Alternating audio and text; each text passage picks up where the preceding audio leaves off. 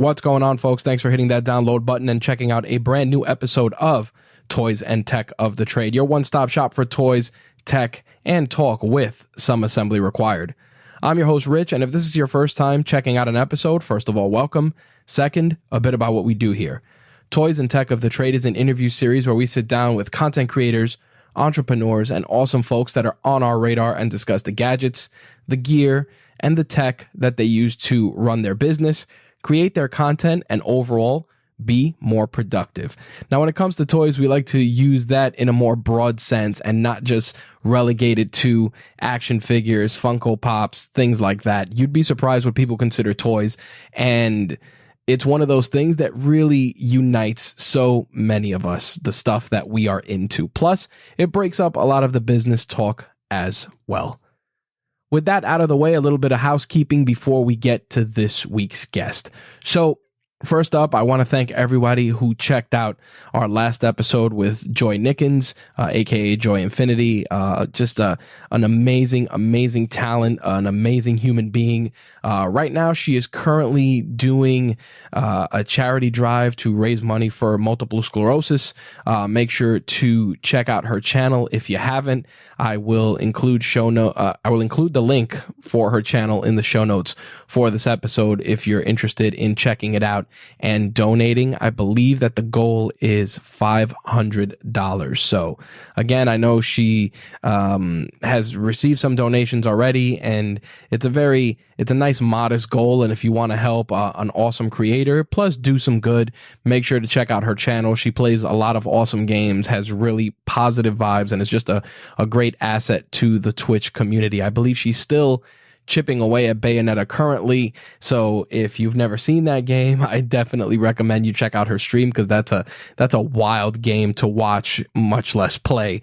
So wanted to put that out there. Also, we have some amazing guests on the horizon from all walks of life that have just amazing stories, actionable advice that you can apply to your business, plus great gadgets, gear, tech that you can apply to your business and use it to build up your brand, whether you're a content creator, a blogger, a YouTuber, or just someone that's looking for a little guidance. I think that the guests that we have on deck in the coming weeks are really just gonna blow the roof off of things. I mean, we've had some amazing guests so far, but on the road to episode 50, it is only going to get better. So I really hope that you guys stick around for the ride. And more importantly, if you're new here, definitely check us out and subscribe on the podcast platform of your choice. New episodes are released bi-weekly on Wednesdays. So with that said, and some housekeeping out of the way, let us turn it over to this week's guest. I always tell the story where I literally would do sit-ups in the shower, because I was just like, I didn't want anyone to know like really what I was doing. And I was just trying to like get in the zone and find any time or place that I could. I come up with these weird workout routines, just like, I'd sprint one length of the block, walk the next, and do that over and over and over again.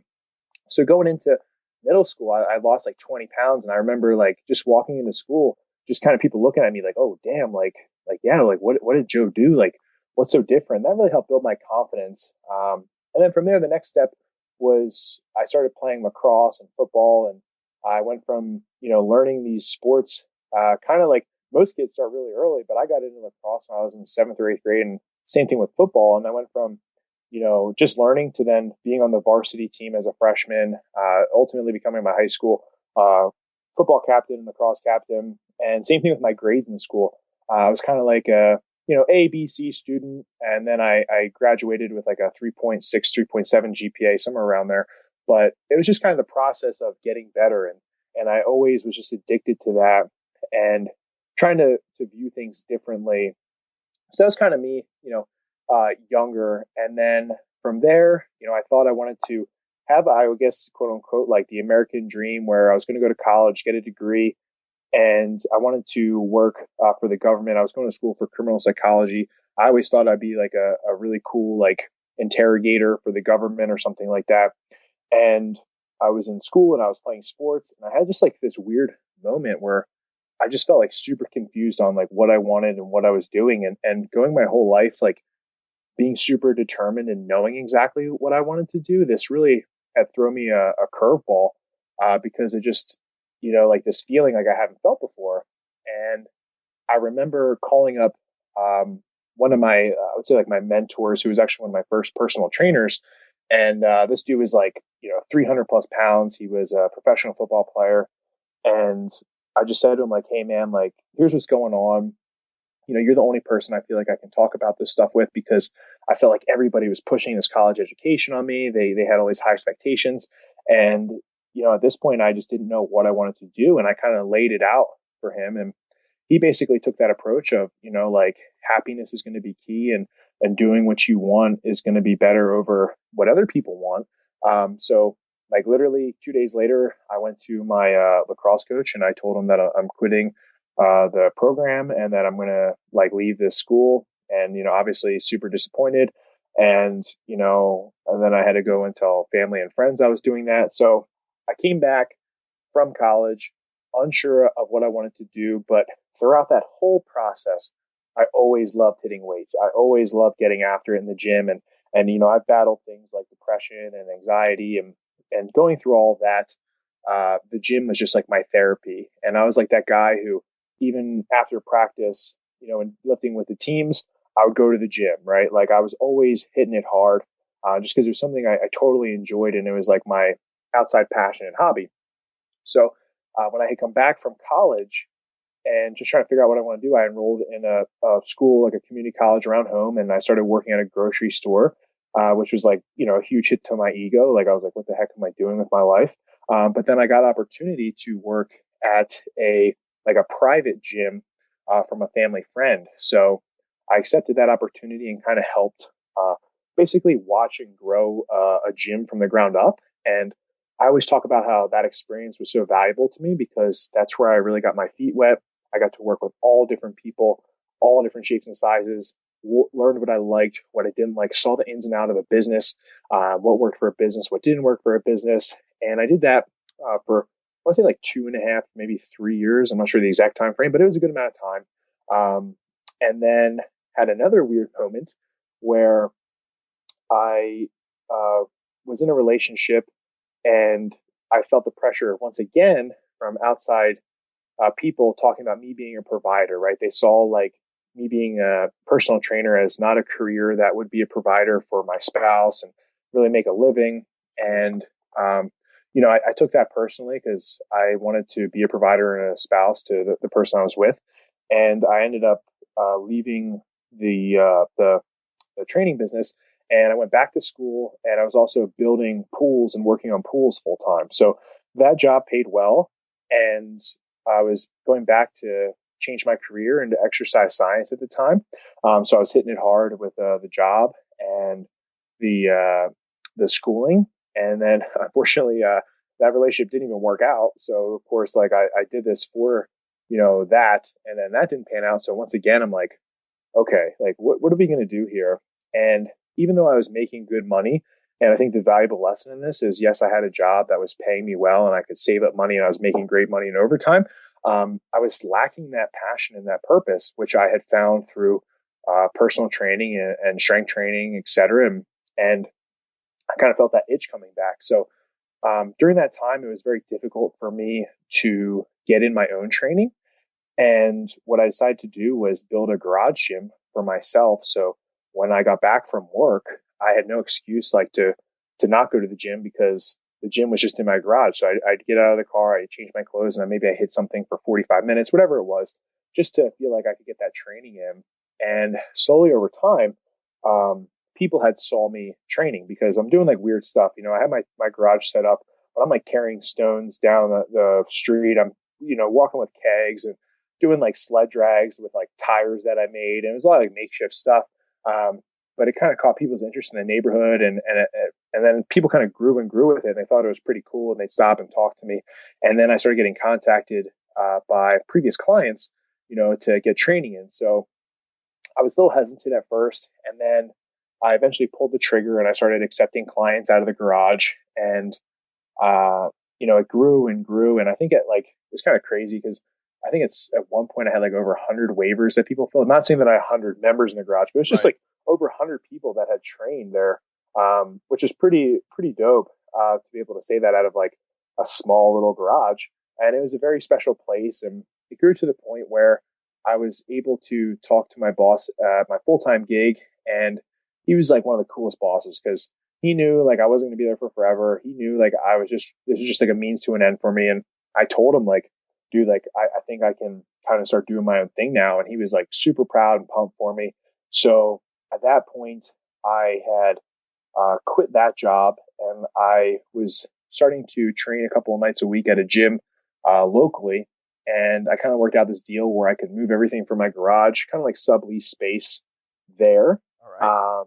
Yeah, and do that for a little while. And then it just got to the point where I was like, you know what? Like, I feel like I'm just half-assing this. Like, I need to commit, go all in. Like, I need my own brand, my own business. And yeah, I mean, long story short, I'll kind of end the story there for anything you want to talk about before we get to like the craziness of it all. But yeah, so like that's kind of where I really made the decision that I want to start my own place, and I started the journey of getting my gym started. That was my personal brand, and really start pushing it. So I wanna actually unpack a few things from your story. So one of the toughest things is usually your support system, your day-to-day support system accepting a lot of your decisions.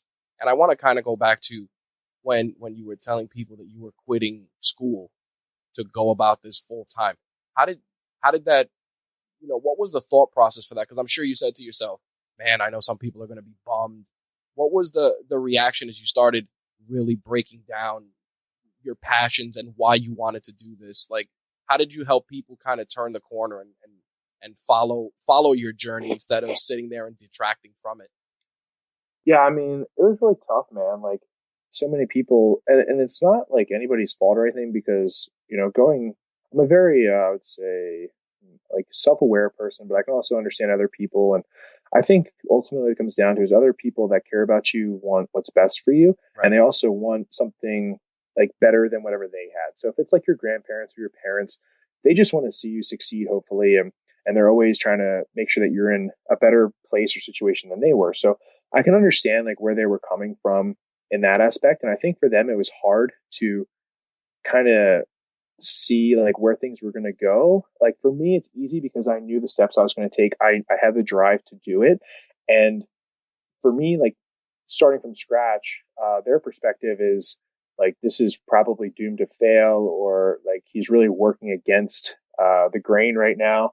And honestly, I think it just took a lot of time for them to kind of see things starting to click and what I was doing. And then now it's like, everybody's super supportive and everybody understands, what I'm trying to do, and they see how much work has been put in. So I think it just took a good amount of time, which is fine. Like I knew that. And I think what helps them is seeing like me being happy, right? Like, Right. they see that I'm enjoying it. I'm making progress. I'm making moves rather than like, okay, you're going to go on this journey and you're miserable. You're not getting any better. Like it's probably gonna be a lot harder for people to understand what you're doing if those are the vibes you're putting out there. So for me, it was like, they see the progress, they see the changes, the growth of the gym, the social media, the people that I'm meeting and surrounding myself with. And I've also included them in the process, right? So I think when you include people in, like, that it really helps them see what you're doing. So, I've had a lot of people in my family come train at the gym, like my grandma trained there for a long time.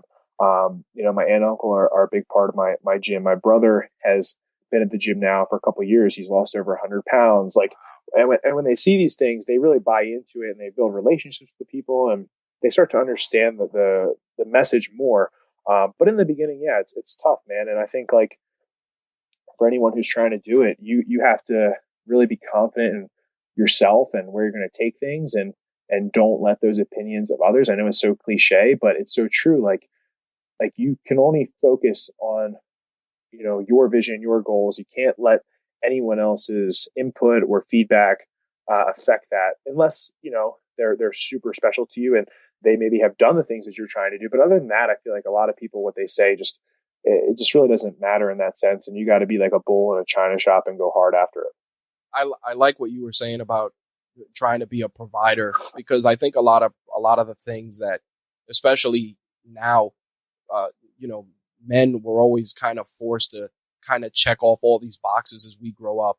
And, as I'm hearing your story, it's exactly that. It's like, and you referenced, in one of your podcasts, Fight Club. And, there's a monologue in Fight Club where he's like, you get married, then what do you do next? Oh, you have kids. What do you do next?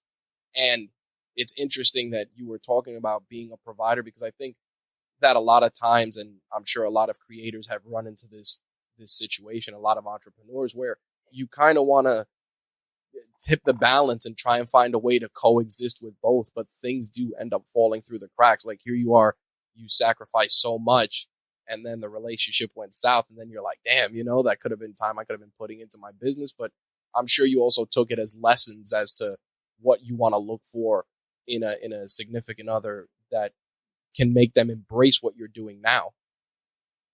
Yeah, absolutely. I mean, hindsight's 20/20, right? So like looking back, like that relationship was probably never going to work, but all I knew was just, trying to be that provider. Yep. and trying to do those things that, like a man should want to do. And that's kind of how I was raised to do that. Mm-hmm. So yeah, but I was just, talking to you earlier before we got on here about, what do you call it? Like vulnerability, Brene Brown, courage. You should check her out. She's awesome. But one of the things that she talks about is when she goes with these big companies or CEOs is, like, if you're going to go down this route, basically, like to being vulnerable or, trying to chase the road less traveled to your dream, like you will fail. And most people hear that and they're like, yeah, like, no, that's cool. And she's like, no, like you are going to fail. Like, it's not like, yeah, if it happens, it may happen. It's like, no, like this is inevitable. It's an inevitable part of the journey is failure in some way, shape, or form. But at the same time, like if you understand that's part of the process, it's almost like you're doing the right thing. Like, and then you can learn from that and adapt and grow. So for me, every time I view these obstacles or these things come up, right, I say, how can I grow through this? Or like, I'm not just going to go through it. I'm going to grow through it. And, that was something for me that taught me a lot about who I was, what I was looking for, and kind of just, really also just set me some fire to like kill it. Like I was like, all right, it's like I got nothing to lose now. Like, let's go, baby. So you were talking about the way that you were training and it got people's attention, and it's interesting because obviously the core lifts were in there, but you were flipping tires, chains, kegs, all of that. What drew you to train that particular way? What jumped out that said, you know what, I want to do the tire flips. I want to mess with chains and kegs.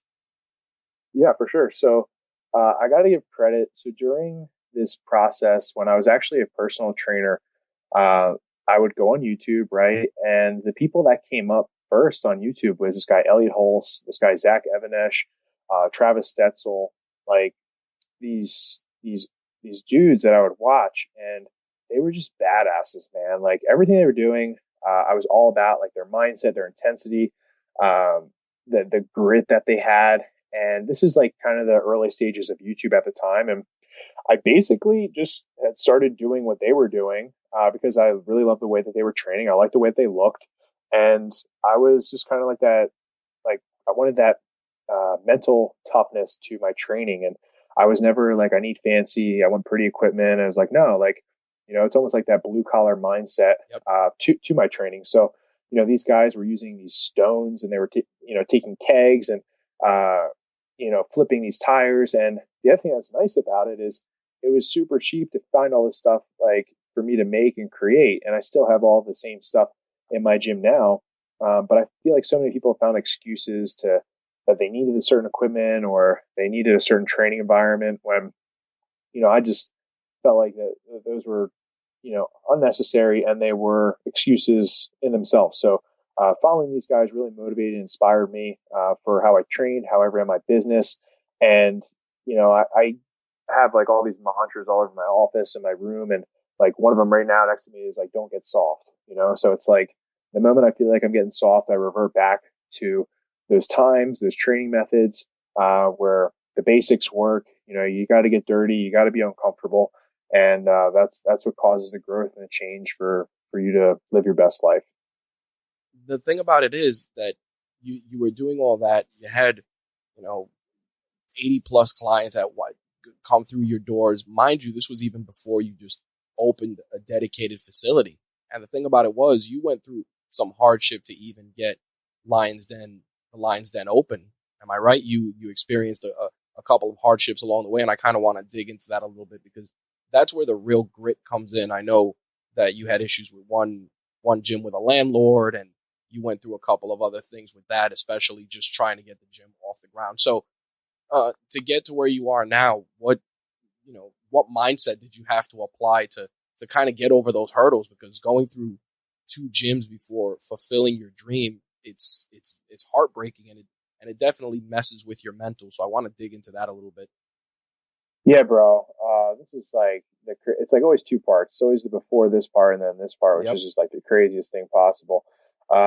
So I basically got a crash course in business and life real hard when I was like 22 or 23 at the time. That's when this process had started. So, I unfortunately didn't have the greatest leaving of the last gym I was at. I did everything correctly, but they kind of took things personally and tried to cause drama and badmouth me, etc. And I just tried to be the bigger person, which that part sucked in general, but I was kind of like, whatever, I expect this to happen. And when I left there, I had found a location that was on the main street of a local town, like a cute little town.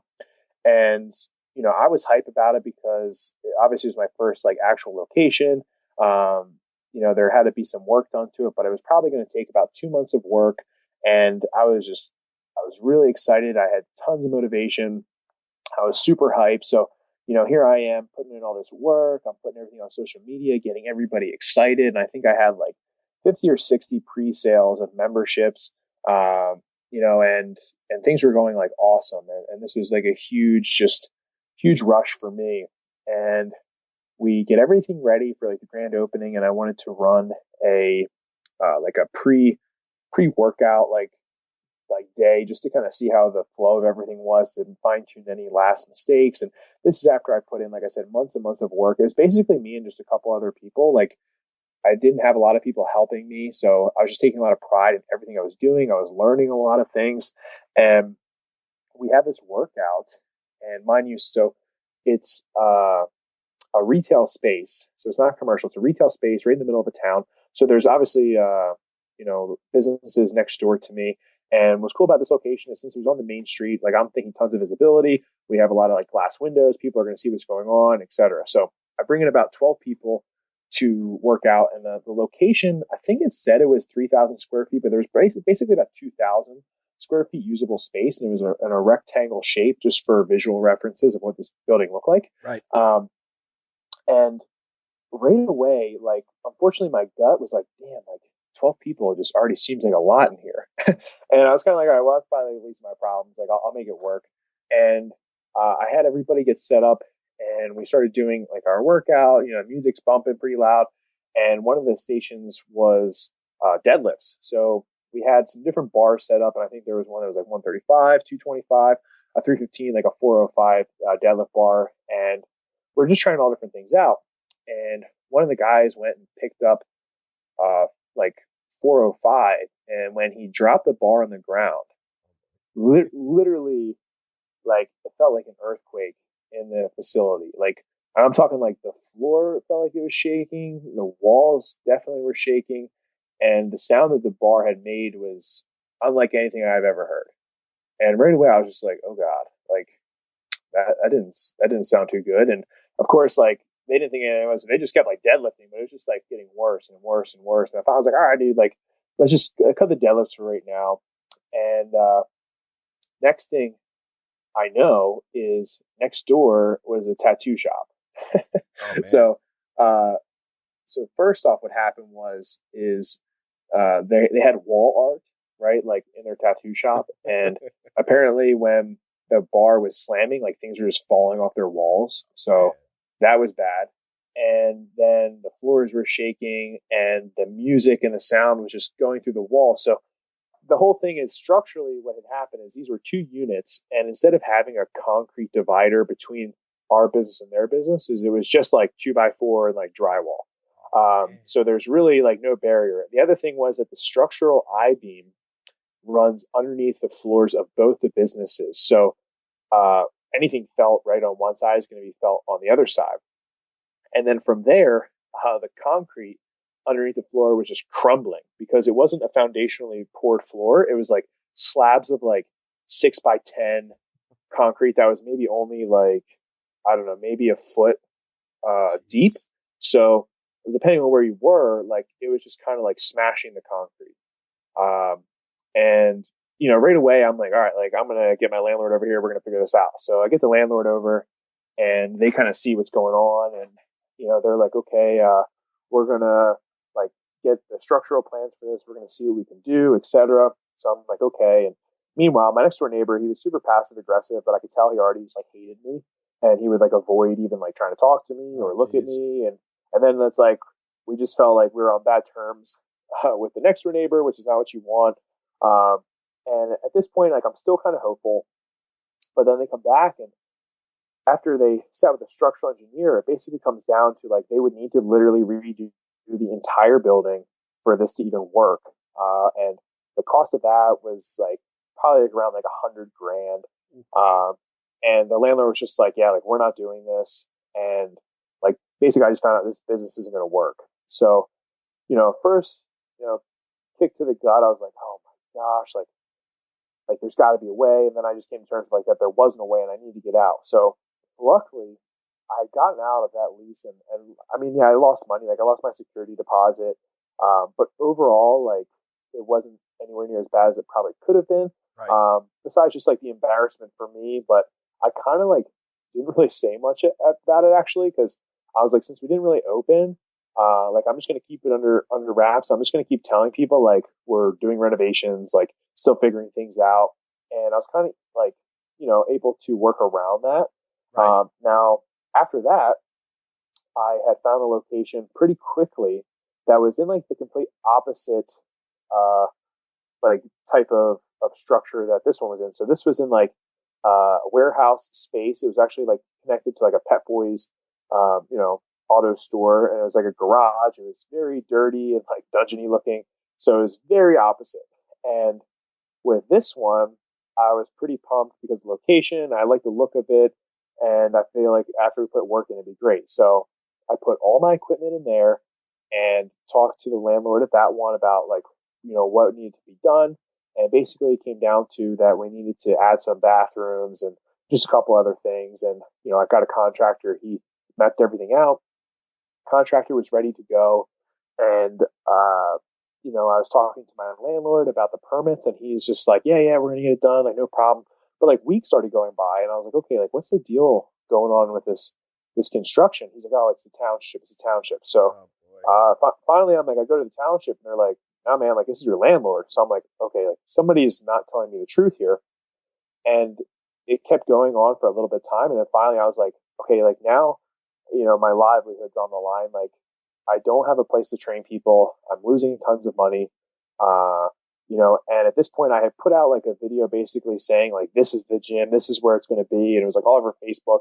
And it took me a lot of courage to even do that because it was showing that the other place didn't work out for some reason. And, so finally I just show up to my landlord's business, and I'm like, all right, dude, like, what is the deal? And I could tell he felt really bad, and he was just embarrassed to even have to tell me this, but he's just like, yeah, man, like this isn't going to work.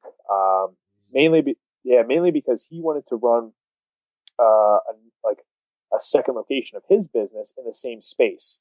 And for his business to go in there and mine to be in there as well, the parking spaces wouldn't work out.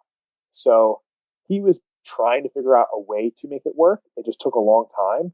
And it was almost like I'd rather him just cut the head off the snake earlier and just say to me, like straight up, like, yeah, this isn't going to work. Like I want to put my business here, but instead it just got drug on for way too long. So, after hearing that, I'm not going to lie, man, like it was awful. Like I tried to keep my composure, but I really lost it. I went down like a super negative headspace. I was super depressed. I, just didn't even know if this was ever going to work. I was embarrassed. Like all these things I was really doing so well at pushing away, like just came flooding in. And, I definitely went to a deep, dark place for a little while. And, it took me some time to get out of it. But then finally I was like, let's just try like one more time. Let's try to look.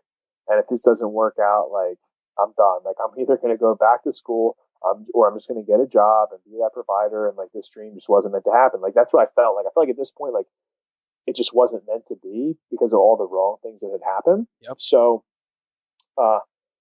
went on some tours with the realtor. None of these places looked right or were what I was looking for. And I was just super bummed. And I had remember calling my best friend. I always tell this story because it's just true. And we talk about it to this day. And I was just like in a bad place. And I was like, my man, like, I just don't think this is going to work.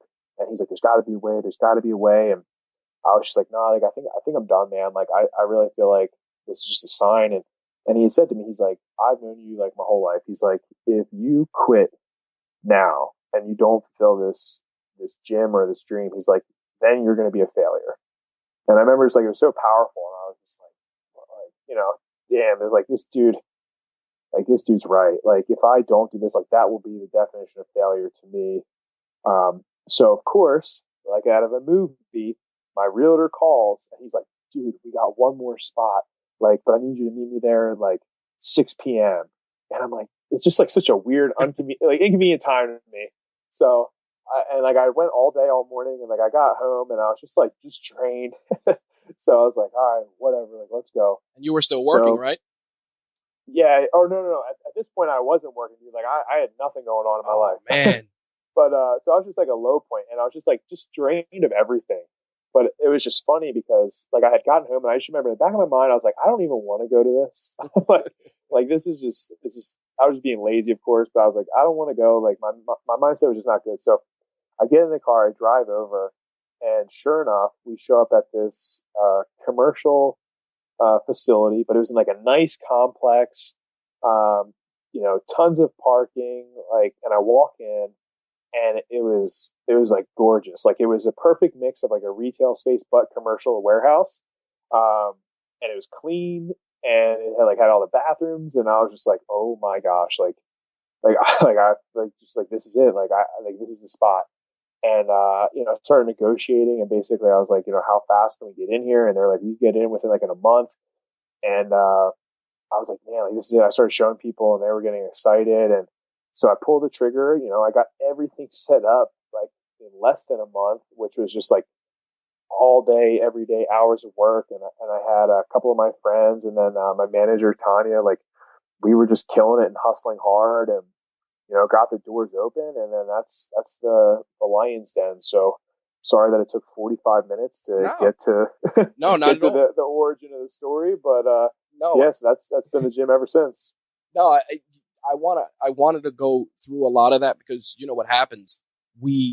Everybody that's out there, especially now with the pandemic, everybody's sitting home thinking, hey, I want to pull the trigger on this dream, and I want to kind of showcase not the darker side of it, but the fact that there's pitfalls and stumbling along the way, and if you're really determined to get it off the ground, you're gonna find a way.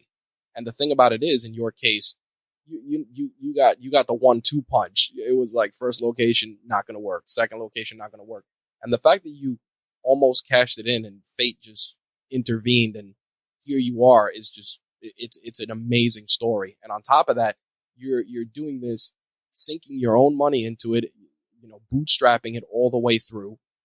And it's a part of the story I really wanted to hone in on because I think that a lot of people can draw inspiration from that. Because that's the thing. So many people, I don't know where to start. What am I going to do? I don't have enough money. What if I run out of money? And you went through it all to get this off the ground. And I think there's a lot of inspiration there. Yeah, man. Like I said, blessing in disguise with the whole thing, because going through it, especially those hard times, I just learned so much about businesses. I learned so much about leases and, all these different things that I feel like either I would have learned maybe later, but it happened so early that honestly, anything else that had happened after that, wasn't a big deal. It's kind of okay, the heater doesn't work. All right, that's fine. I'll just gonna get that fixed, Yep.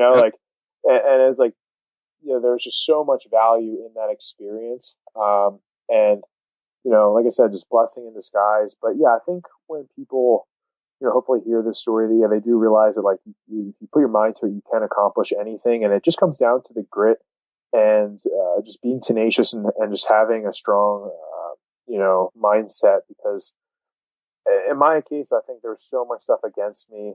But yeah, like we found a way to do it. And if we didn't keep pushing, like we wouldn't be on this podcast now and be able to talk about all the other things that have and great things that have come out of that place from the start.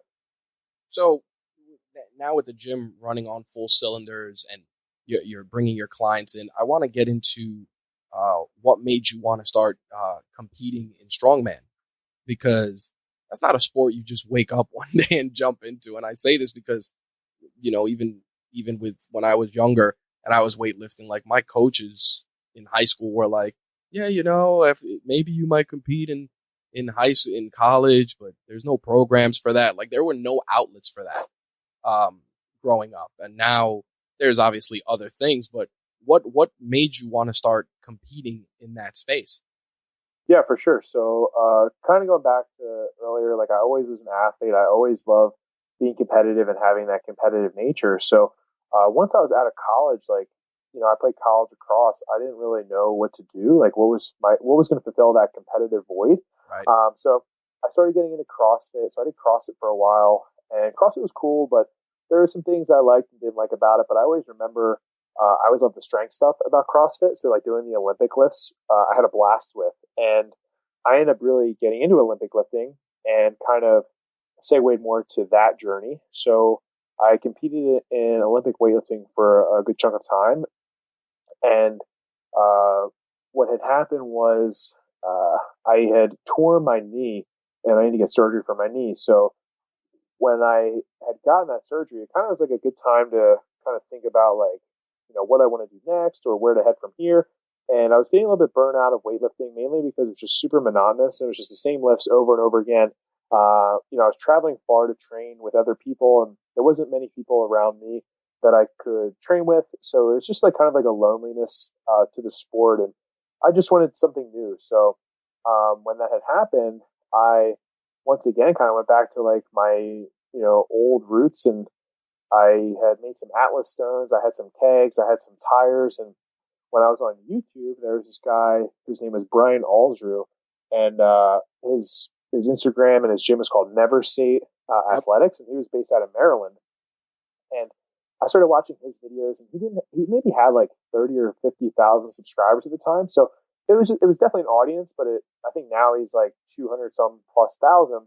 And I was just intrigued by like the way he was training. It was something different than what I was used to. So I actually contacted him, and I was like, hey man, like, I see you're located in Maryland. Like, I would love to pay you for your time to come out and maybe you teach me some strongman stuff.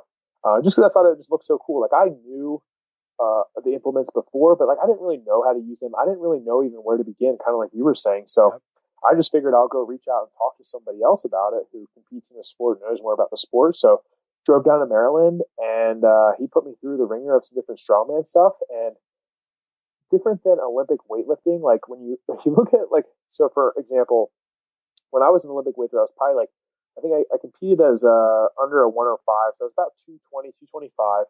And yeah, I looked in shape, I looked athletic, but you wouldn't think like, okay, this guy can clean and jerk 400 plus pounds. Like, but when you look at a strong man, you're like, dude, these guys are freaks. And I always really liked like the way these dudes look. I was like, they look like animals, And I was like, yes, I can move a lot of weight and I'm athletic, but like now I want to look the part. And that's kind of what drew me to that in the first place. But going out there training with Brian, I mean, he took me under his wing. He showed me a ton of stuff, and I just fell in love with it. And then me being the athlete that I was, I just signed up right away for PA Strongest Man, which I thought was cool, just to, go for a run at my own state and just, see what that was all about. So it gave me something to train for. And kind of the rest became history from there. But the side note that I just want to mention real quick is, so I obviously I have a YouTube channel and I have social media, and this whole time I was making training videos. Like even when I was at that gym, when I first started, I was making YouTube content, making videos, and the people there thought it was a waste of time, and I was just trying to, one, I wanted something that I could look back on and just see my progress. So it's more like a training vlog for me. Right. But then two, I was trying to put out content to maybe help people. No one ever really watched these videos whatsoever. And I actually have to date like right about 900 videos on my YouTube channel. And really nobody even watched them until like the last like 2 or 3 years, but I've been doing it for about 8 or 9 years. And, I was putting out more and more content throughout this whole process, trying some different things out, and the channel really went nowhere. But when I met up with this Brian, like he had a channel going, so he was very intrigued by my Olympic weightlifting background, and we were just kind of going to talk on YouTube, and Brian had said to me, he's like, "Yeah, man," he's like, "Do you think you maybe like would want to make a video for my YouTube channel, maybe like on like the snatch or the clean and jerk?" And right away, like I just said yes, like impulsively, but right after I said that, I was like, "Oh my gosh, like what did I just commit to? Like I don't even know where to begin." Like now I'm just like afraid, and I was like, "This is probably gonna suck." And anyway, but I had made that YouTube video for him, and this is when YouTube was really like I would say in its prime, and he had put the YouTube video on his channel, and I think like overnight I got like 2 or 3 thousand subscribers. That's insane. And yeah, so I was just like, "What? Like this is crazy." And that is really what got the YouTube channel started. And meeting Brian, my connection with him, everybody at Never Say, Uncle Nick and Olu and Billy and all my friends from there, like they hold such a special place to me because that was kind of like the birth of where a lot of things really started going in a positive direction for that aspect of the business. Because, I look at things like I have the brick and mortar location and then I have my online business. They're two separate yet interconnected things. But I just think that was always a cool story. Because that's what really had started the catalyst for that growth and then opened doors to like so many of the other people that I've met in the industry. But circling back to your point is that got me into strongman. I then competed at PA Strongest Man and I won that show, which was really cool. And that gave me a ticket to compete at nationals. And from that point until nationals, I kept competing pretty regularly just to try different implements, get my name out in the sport, learn as much as I could. And it started growing, I would say, in the gym. Like I started doing more of it in the gym, and we were kind of one of the only strongman gyms in the area, which kind of made it more of a niche and a reason for people to come train at the gym because they were intrigued. They had never seen this type of equipment before. And now, on top of all the other things that we do, we have a really awesome strongman, strongwoman presence at our gym with like world's athletes, national athletes, and just your everyday people who compete in strongman just to grow the sport. So it was really cool how that panned out, and I would say it was kind of ahead of its time, but now it seems like a lot more people are interested in trying it just because of the popularity of it, and it was nice to get into it earlier. Well, the funny thing is, and again, dating myself a bit, like I remember watching strongman on ESPN. I remember seeing Mariusz Pudzianowski, and I was just like, "Yo, I need to be that strong." Yeah. and like Bill Kazmaier, I'm like, "Yo, I need to be that strong." And it was funny because the thing about your story was that you sought out inspiration from your peers, which was great. Brian's out there doing his content. It was funny because I remember going down the rabbit hole of YouTube. I remember seeing the Never Sate videos, and I'm like, "Yo, this guy's intense as all hell." And I thought it was just crazy that there were so many people out there that were really preaching, not unconventional training, but training that I always like to tell people I like to be functional, meaning like I always used to lift weights because like it was like me, my mom, and my brother, and it was like, "Hey, I need you to move this refrigerator." So it was, I always trained and put my training in that real world application. And I always feel that strongman, people sleep on it a lot. And I like this, the fact that you're preaching it so much is just awesome to me because I feel that we all pick things up and put things down on a consistent basis. And the fact that strongman makes it so relatable and so easy, not easy to get into, but just like you said, you can get kegs, you can get tires, you can find stones anywhere. And really use that to build a base is just amazing. Yeah, and it's just fun, man, too. Like sometimes, it's really important to have that variable of keeping your training fun. So basically for like a strongman class, it could just be like, okay, like who's going to move this big object from point A to point B. And it's like, your ego kicks in. You're like, oh, I can do it. And then you go to try to pick it up, and it's like way harder than you thought. And the next guy or girl is like, oh, I'm going to try it. And then before you know it, it's been 60 minutes. You're kind of covered in sweat, and object has been moved further from point A, maybe to point B. But it just keeps it interesting, keeps it fun. It's different. So it's like if you're trying to change up your training a little bit, you're tired of doing the monotonous stuff. People have a blast. And it's been really cool to be able to grow the sport. We hold 4 competitions a year at the Lions Den, and the most of the athletes are all their first time beginners. Like our novice class it's like 90% of the athletes, but I think that's super cool. So we cater our shows to people just trying to get in the sport, and it's just your everyday people. And I always joke around, and I got that from Brian Alger, but it's like we can't take anything super serious if it's going down in the back of some parking lot somewhere. You know what I mean? Like if people want to go to nationals and be world's athletes, like that's awesome. And there's, people that do that. But for the most part, it's like we compete, we go to work the next day. Like, yeah, I'm a national champion. I've competed internationally.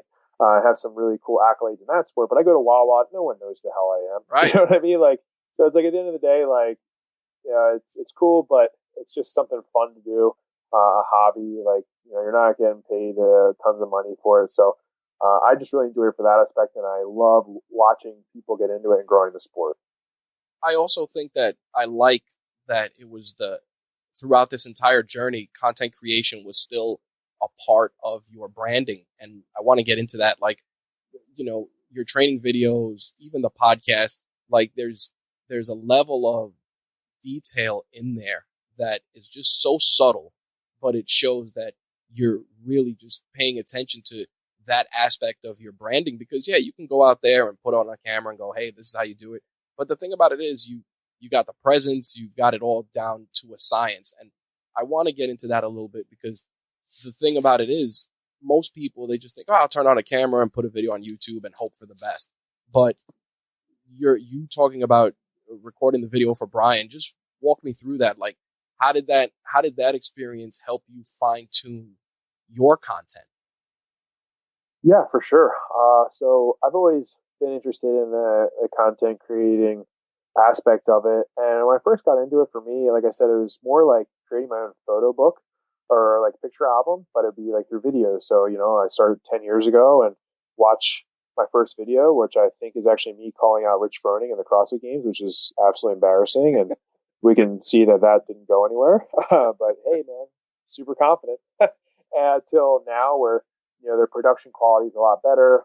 I put in a lot of time and effort to learning about how to better my channel, and keep the subscribers happy, also myself happy with the content I'm putting out, and try to leave the world a better place than when I came into it. But for making Brian's video, it was like, I really didn't even know where to begin. At that point, I was doing a lot of vlogs, and I became very good at just talking to the camera, which I feel like a lot of people struggle with, and I did in the beginning too. Like, hell yeah. Like you have to build that confidence with just talking to a camera. Like, it seems weird, but it's just an object sitting in front of you. You're going to make mistakes. So at that point, I was pretty comfortable doing that. But the issue that I had is scripting. So I was very like go by the fly by the seat of my pants kind of guy. Like, I didn't really write any scripts or notes down. Like, I would just point and shoot, baby. And whenever it came out is what was put on YouTube. But, and I also didn't care because nobody was watching these videos. So it's like, whatever. But now it's like, okay, the pressure's on. Like, I need to actually, make a quality video. So I had to sit down. I had to write a script and outline of what I wanted to cover. I was trying to watch some other people's videos to just see like how they formatted more like tutorial style videos, and make sure that, it's just going to be a better format and structure for the video I had to put out. So that was probably the biggest difference with that video.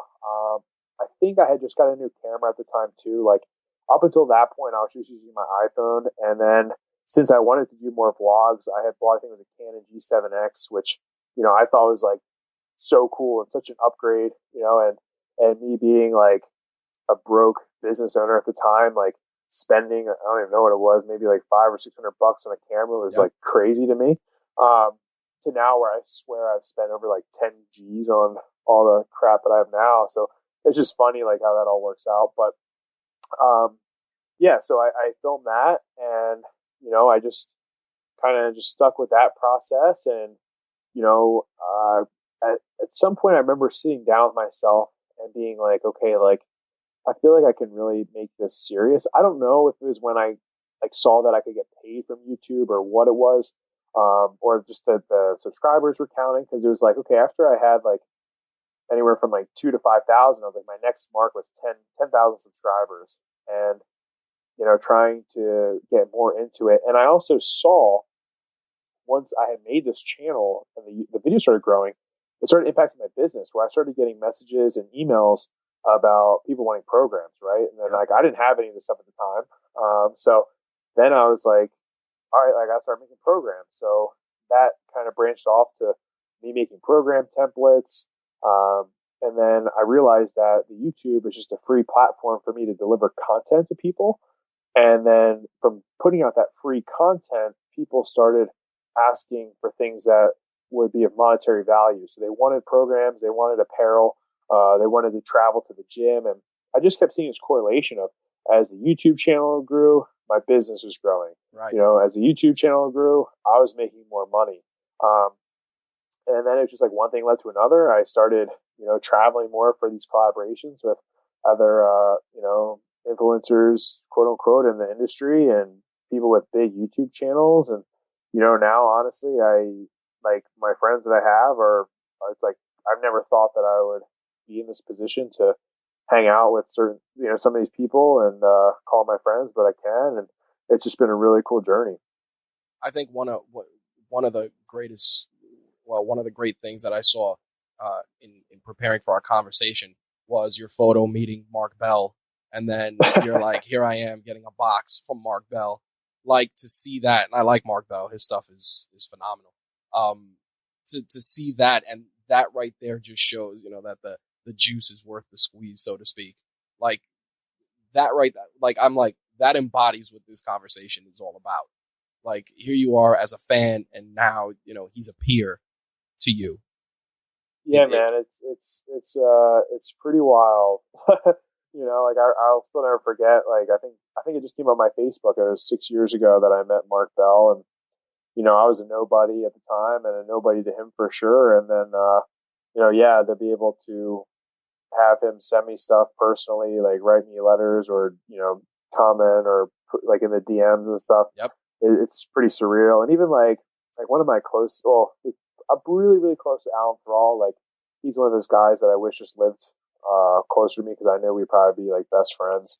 But even just to have him as like, someone I talk to on a regular basis. And then my friend Juji Mufu or John Call is like a relationship that kind of came out of nowhere. And it's like, he's coming up next week to hang out with me, and then I'm going to his place for like a week. And these are just things like, if you were to say to me years ago, like, yeah, dude, like this is going to be your circle of people, and and this is the things you're going to do. Like, yeah, man, I never thought it was possible, or I'd be in this position.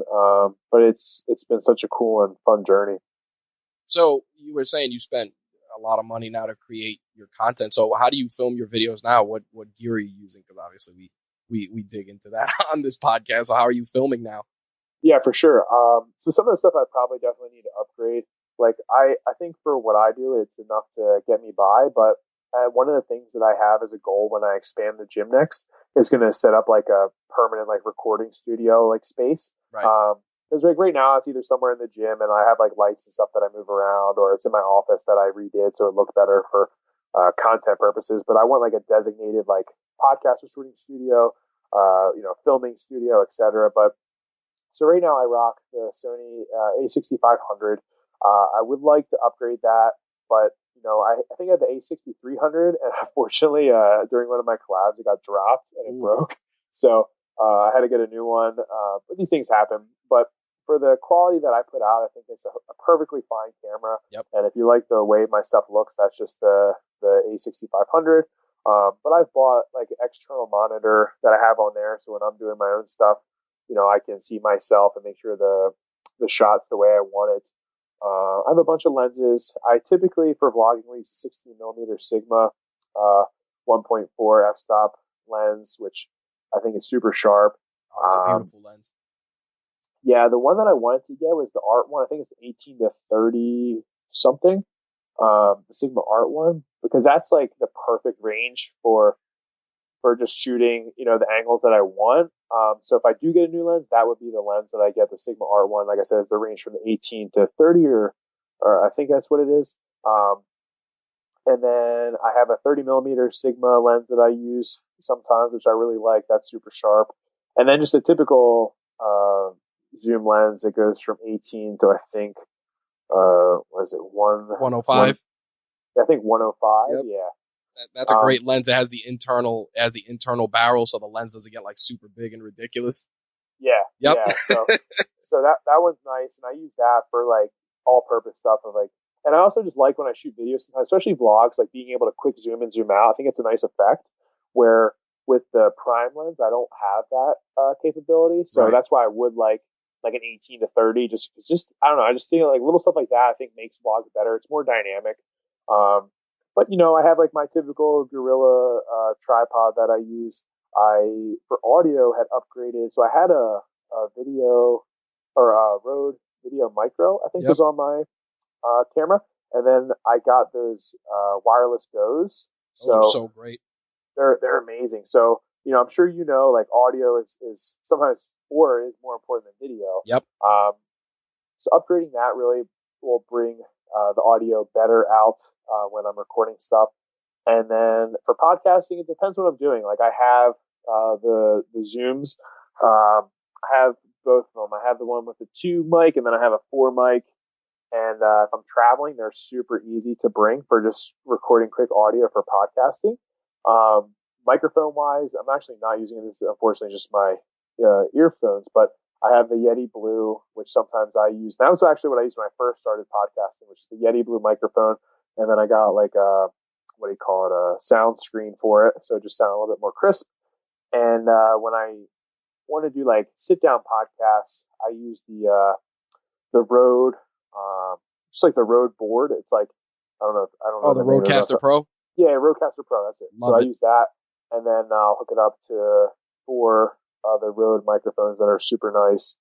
And that's nice. Just when I have like 4 people, it's an easy soundboard to operate, and it does the job to make it sound like studio quality. So that's pretty much it. I mean, I have like different ND filters, little gadgets like that, little lights that I use depending on like where I'm at or what I'm doing. But like I said, I've set up my office to look more appealing on videos when I do shoot in there. And then I try to get better with the lighting situation in the gym. So I've been like learning little things here and there by people, just because, obviously for me, it comes down to content. Like I want to make sure I'm delivering good content. And as long as I can, be happy with the video, and it all depends on the video. Like vlogs, I try to just get out quick. So they're going to be very point and shoot. I need to edit them fast. I need to put it out. Other times when I really want to sit down and edit and I have more time, I really like to take time to plan out the shots, script the videos, put more time into that. And you can see that in the work. So, but like I said, the main thing for me is just delivering quality content so that when they watch it, they're learning something, they're engaged with the video. So it all really depends on the video and what I use camera and setup wise. But yeah, I think if you have any more questions, feel free to ask, but that's kind of off the top of my head, like a lot of stuff that I use. And then editing software, I use all Adobe stuff. Oh, nice.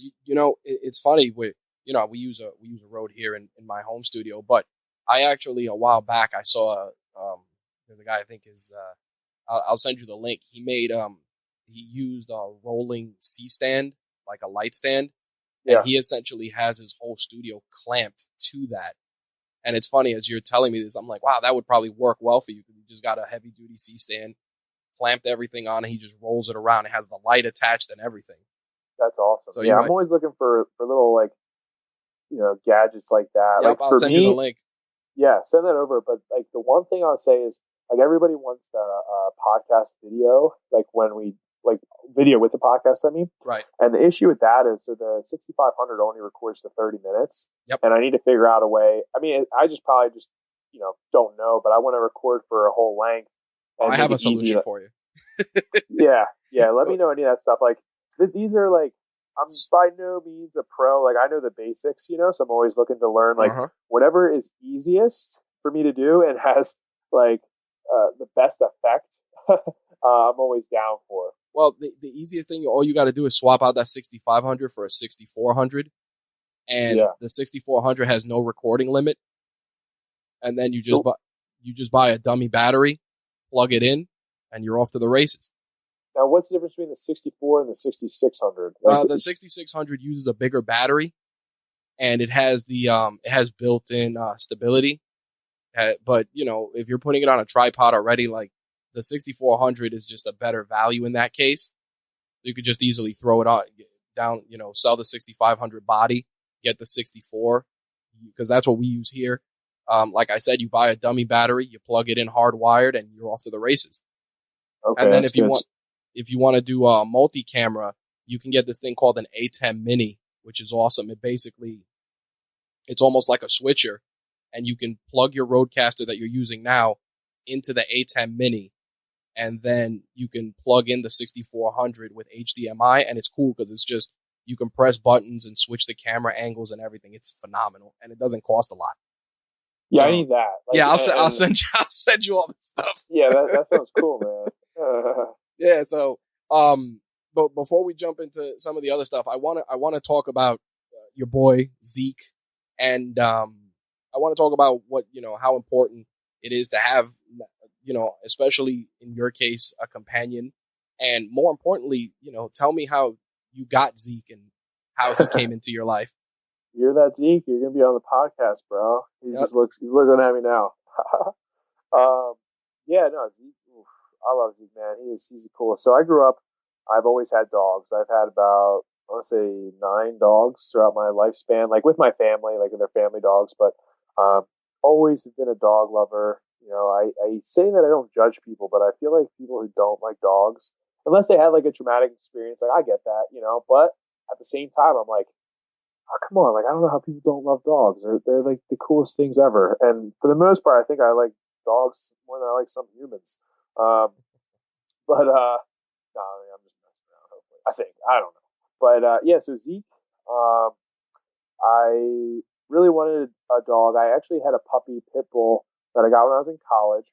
Her name's Kai, and actually named after Kai Green, the bodybuilder. So I was really into bodybuilding, and she's a black pit bull, and I just thought, hey, it went hand in hand, But when I moved out of my parents' house, at that point, she was like so attached to all of their dogs and kind of a family dog. Like I just felt like it wasn't right to take her out of that environment. So it was a really tough decision for me. And I still see her like when I visit my parents, and I love her to death. But a part of me is missing for years, just not having that in my life. And I waited till I had matured more and things were on a good page, and I had the gym, and I really wanted a gym dog or a gym animal. I still am in the process of maybe getting a pig or a goat for the gym, which is kind of unique. But yeah, so I had contacted my friend at the time who is a professional dog trainer. He does like show dogs, all things. Like he's got a crazy facility that he had just bought, which is super cool. But when I reached out to him, I just said, hey man, I'm looking for, a pit bull or like Cane Corso, Mastiff. I wanted like a big dog. And I said, if you have anything that pops up or any breeders, like please let me know. And literally he messaged me back. He's like, hey man, this is super strange and don't feel any pressure. He's like, I had just gotten this pit bull surrendered to me, and he's like such a sweetheart. Like I've actually worked with him. And so long story short, when he was working with his family with Zeke, they basically just didn't want him anymore, and he was going to be put down. And my buddy was just like, no, like I feel like this dog has a ton of potential. I'd love to see him in a home rather than, being put down. So he just said, like, if you can, like, surrender me the dog and I'll find a home for it. So they surrendered him the dog. And he's like, he sent me some pictures, and the dog was absolutely like adorable. A little bit on the smaller end. Like these are just like my initial thoughts. I was like, okay, like I really wanted a big dog. Like I had rescued a Cane Corso about 5 years ago from Kensington and Philly, and he was like a fight dog. And at 8 months old, he was like 90 pounds, like just huge and gorgeous. And I got him for free, which is the coolest thing, because normally those dogs are like $3,000+ for the way this stud looked. And I actually had given him to my brother because I felt like my brother needed that kind of companionship. And I'm glad I did because they're like best friends, and I still get to see his name's Leo, but I get to see Leo from time to time. But that was like what I was looking for. So when I saw his picture, I was like, man, super cute, but like it was on the smaller end, and he was like super skinny. Like you could see like his like ribs and stuff. So clearly he was just seemed like there's some sort of neglect going on. Um, and then my buddy had sent me videos of him running around, and I was like, oh, this guy is like, he looks cool, great energy. And I didn't even know, but he was missing a leg. Like I couldn't even tell in the video that he didn't have a leg. And then he just sent me a text like he's like, yeah, he's like, I got to add that like he's a tripod. And I was like, wait, what? So he ends up driving over like an hour later to meet me at the gym. And right away I see Zeke, and you know, it's hard for me like not to fall in love with dogs, but he has such great energy, like just such a mild temperament. Like he loves to play and he's amazing with other dogs. But if he's not doing that, he just sits on the couch. Like he just sits by my side, and it's just weird. Like he kind of acts like a human. Like he loves to cuddle. Like, you know, every dog is different. You know, I've had all different types of dogs and how they act, but for him, he was basically exactly what I needed. And yeah, man. So like right on the spot, I remember I just asked if I could take him for a couple days, like see how a weekend stay goes. And, you know, we fell in love with each other, and, you know, he's been my best friend ever since. Everyone at the gym loves him. You know, we all play with him, and, you know, he just is, there's like, I don't know, I really haven't met like a more like perfect dog, than with him. I've had no issues, and yeah, it's great. That's awesome. I wanted to kind of talk about that because sometimes, you know, especially with a lot of the aspects of your story, like that companionship, sometimes you just want somebody around that can listen more than anything. And I think that pets are very intuitive, and they kind of just help you kind of de-stress from a lot of the burdens of the day to day. So I wanted to share that story because number one, Zeke is unique. Number two, he's like, we were talking about before we started recording, he's just become a part of who you are. He's kind of woven into the fabric of the gym, and he deserved to get his shine on, you know? Yeah, it's just Zeke's world, man. I'm just living in it. But, you know, he's cool too. Like, you know, sometimes I can be symbolic with things, but like with him, it's like, you know, I see this dog, and he's come from a really tough background. You know, like he's missing a leg. He was hit by a car.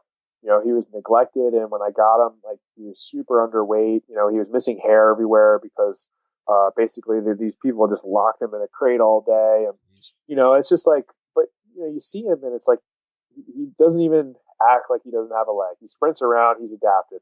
You know, he's just lovable and happy. And he probably could have become a really aggressive dog, or he could have had behavioral problems. Not to say that it couldn't be fixed, but like, you know, something in him somehow just made him take the other route. So like, you know, having him around is just a constant reminder, like, and everyone that knows they love him, and they just say like, you know, he couldn't have been more of a perfect dog for you at a perfect time. And, you know, not to say I still don't go through like struggles and stuff. Like I think, you know, we always go through struggles. And so like you said, just to have, you know, when I show up at the house, somebody that's happy to see me, or, you know, and I can just take him out and, you know, go for a walk with him and include him in my life. You know, that's special. And he has become like part of the brand, you know, in some sense where like, you know, I know people are excited to meet him, or like they see him in the videos, and like when they come in the gym, it's often funny too, even with me, like sometimes I forget how much stuff I do put on social media because people will talk to me and like they do know me, like, and it's like, this could be my first time. Like we had a guy come from Colorado the other week, and, you know, like he knew all these things about me, and it's like, he's known me this whole time. Right. It's the same thing with Zeke. Like they come in and they're like, it's Zeke, you know, and I'm like, that's cool. Like it's nice. And I'm happy that everyone loves him so much. Well, you know, going back to what you said earlier, it's like, you know, I go into Wawa and nobody knows who I am. But the funny thing is, because of the content and the value you're bringing to people, people do know you. And it's crazy because like I said before we started recording, like I learned about your work because I was watching a bunch of other different strength videos, just trying to vary things up. And, you know, right off the rip, I was like, man, you know, like this dude, totally a different way of training, more in line with how I like to do things, you know, and and here we are having this conversation. So it's funny how that works, especially like I said, listening to your podcast, going through, doing prep for our conversation, just learning so much, getting so much insight. it's easy to just develop that kinship. And I feel like that is a gift and a curse, because I'm sure, sometimes you meet people, they know all this stuff about you and you're just like, really, dude, like that's a little much, especially if you're more reserved and more guarded with certain aspects of your life. But like you said, you share a lot. So like there are certain things you shared in one of your podcast episodes. I'm like, wow, that's a lot of stuff. I mean, one of your guests, I remember talking about, he got his one of his family members' ashes tattooed into him, which I thought was impossible to do. Like, I'm like, wow, that's a thing. Like that, and I was like, wow, that's insane. I mean, when my mom passed, that something like that would have never crossed my mind. But like hearing that, I'm like, man, why didn't I think, like it's just crazy. The camaraderie based on content, Yeah, man. Like you said, it could be a blessing and a curse. How you look at it. I have to remember too, like I chose this life, like this is the life that I'm living. So, I remember hearing people talk about like expos, right? And people who never thought that they would be standing at expo all day, say like Mark Bell or like a Juji Mufu type of figure, or, Alan Thrall, people that come to the gym, like when we were starting, like we would kill for that, you know? So it's like to try to get back in that mindset of like, what would we have been like when we first started, and yeah, sometimes things can be a lot, or people can be a lot, or maybe you get some people that are a little bit strange, but at the same time, it's just like, this is par for the course.